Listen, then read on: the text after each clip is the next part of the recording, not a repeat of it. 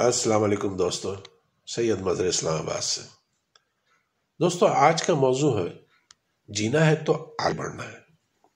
نہ جانے ہم لوگ دکھ اوڑھ کر اتنا خوش کیوں ہوتے ہیں؟ صدیوں پرانی تہذیب کو کھو جانے کا دکھ ہو یا کسی اپنے پرائے کی کہی کسی بات یا عمل کا دکھ۔ عجیب بات ہے، ہمیں دکھ میں رہنا اتنا پسند ہے کہ زندگی بالکل ٹھیک ٹھاک چل رہی ہوتی ہے تو کوئی بھولی بسری یاد نکال کر خود کو دکھی کر لیتے ہیں۔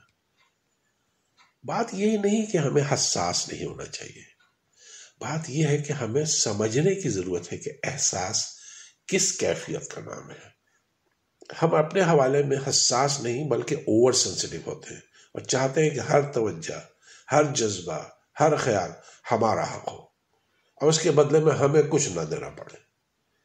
جہاں تھوڑی سی اس حق پر ضرب پڑتی ہے، چوٹ پڑتی ہے، تو ہم تڑپ اٹھتے ہیں اور پھر فوراً طے کر لیتے ہیں کہ آپ کبھی اس بات کو معاف نہیں کرنا۔ پھر ہر جاننے والوں سے ایک ہی شکوہ کرتے رہتے ہیں کہ فلاں وقت یہ بات ہوئی تھی۔ دراصل ہم بھلانا نہیں چاہتے، نہ ہی اس کیفیت سے نکلنا چاہتے ہیں۔ اسی خود ترسی یعنی سیلف پٹی کی جو حالت انسان کو اپنی جال میں جکڑ لیتی ہے، یہی حالت مظلومیت کا زیادہ احساس پیدا کرتی ہے اور ہم ماننے لگتے ہیں کہ اب بے بسی ہمارا مقدر ہے، اب پھر بد دعاؤں اور گالیوں کی طرف اپنا رخ موڑ لیتے ہیں۔ بد دعا ایک نیگیٹو جذبہ ہے، منفی جذبہ ہے، جہاں انسان یہ چاہتا ہے کہ اپنے غصے کا شکار یا جس سے وہ ناراض ہے اس انسان کا نقصان انسانی نہیں بلکہ کائناتی لیول پر کرے، یعنی یونیورسل لیول پر اس کا نقصان ہو، وہ مٹ جائے، ختم ہو جائے، برباد ہو جائے۔ بنیادی طور پر ہم ایک نیگیٹو سوچ رکھنے والی سوسائٹی کا حصہ ہے۔ ہمارے ہاں وہ افراد اور ادارے ہیں ہی نہیں جو زندگی کو ٹیکل کرنا سکھائیں۔ ہم ایک منفی سوچ یا نیگیٹو سوچ یا بات کو کبھی بانجھ ثابت ہونے نہیں دیتے۔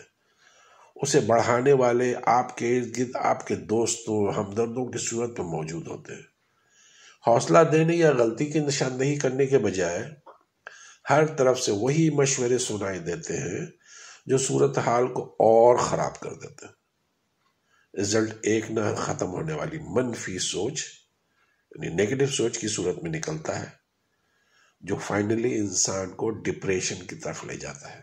دوستو، دراصل زندگی گزارنے کی کچھ ٹیکنیک ہیں جنہیں پرابلم سالونگ یعنی مسائل کا حل نکالنا، اسٹریس مینجمنٹ، کنفلکٹ ریزولوشن یعنی جھگڑا سلجھانا، ایموشنل انٹیلیجنس یعنی جذبات کو حقیقت میں دیکھنا شامل ہے۔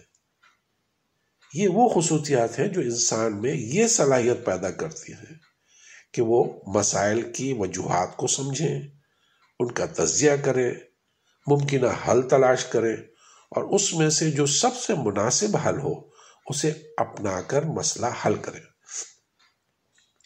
اگر یہ ٹیکنیک یا طریقے ہمارے تعلیمی اور تربیتی نظام کا حصہ ہوں تو میرا نہیں خیال ہے کہ ہمیں اپنے ارد گرد خود ترسی یعنی سیلف پٹی کے شکار لوگ نظر آئیں گے یا ڈپریشن اس شدت میں نظر آئے گی جتنا کہ اب ہماری زندگیوں کا حصہ بن چکی ہے۔ ہمارے انٹلیکچوئل طبقے سے لے کر عام دہاڑی دار آدمی تک انہی مسائل میں الجھا ہوا ہے۔ سوسائٹی کا ڈھانچہ بھی اسی نیگیٹو خیال اور سوچ پر بنا ہوا ہے۔ لیکن دوستو، اس بات کو سمجھنا اور پھر حل کرنا ضروری ہے کہ زندگی بنا تربیت کے نہیں گزاری جا سکتی۔ اس کو گزارنے کا ڈھنگ ضروری ہے، طریقہ ہونا چاہیے۔ دکھ اوڑھنے کے لیے نہیں بلکہ سیکھنے کے لیے ہوتا ہے۔ اس سے سیکھیں، مضبوط بنیں، آگے بڑھیں۔ چلتے رہنا، بڑھتے رہنا، پازیٹیو سوچنا، حقیقت میں یہی تو زندگی ہے۔ بہت شکریہ میرے دوستوں۔ السلام علیکم ورحمۃ اللہ وبرکاتہ۔